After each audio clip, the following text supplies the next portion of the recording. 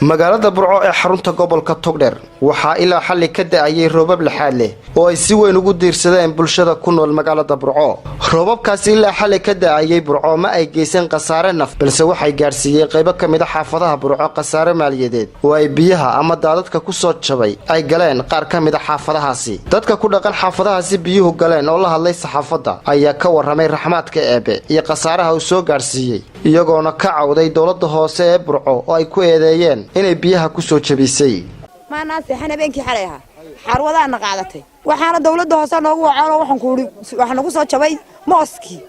guriyahayagii adduunkaygu way qaadat waxba kuma noo guriyahayaga dad gashaan imka wad yaabaysan de dawladdu inay naga hagaajiso waxaan noloshan aan ku daad baan nala tagay halkan dawlad hoosaan iman xog hayaan iman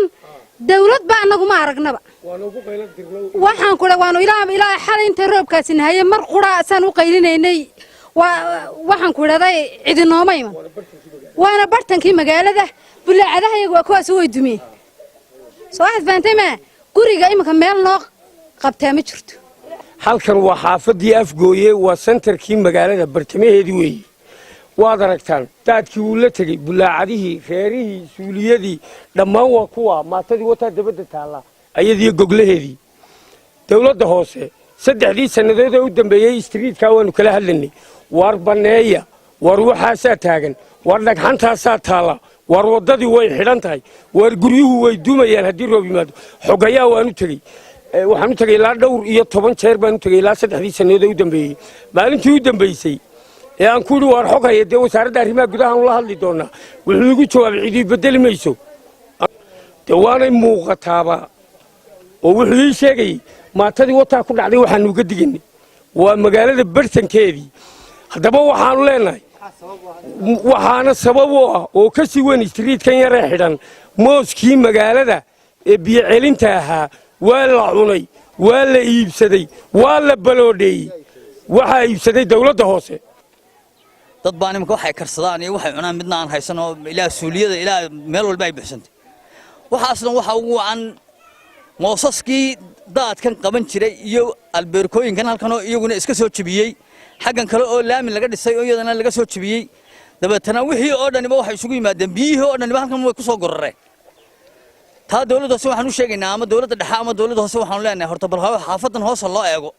oo hal la eego dee bal xaafadan sidoo kalena maamulka dawladda hoose ee Burco iyo qaar kamid ah xildhibaanada golaha deegaanka ayaa ka waramay roobabkii xalay ka da'ayay Burco iyagoona ka jawaabay cabashada dadweynaha. axmed ilaahay aan ka sugaynayba maanta gobolka Togdheer ka daaday oo ilaahay loogu mahad celiyo roob weyn oo 6 saacadood da'ayay buu ahaa khasaare nafeed ma hayno laakiin waxa ilaahay hadda aanu haynaa nin daawaca ilaahay baan weydiinaa ilaahay subxaanahu wa ta'aala inuu caafimaad siiyo khasaaraha kale aan filayno waxa kamid ah xaafadihii biyihii marka ay bateen ee roobkii uu biyo badan keenay xaafadihii qaybo dhan baa biyihii fadhiya haddii roobkan uu sii socdo imika 2 saacadood dambena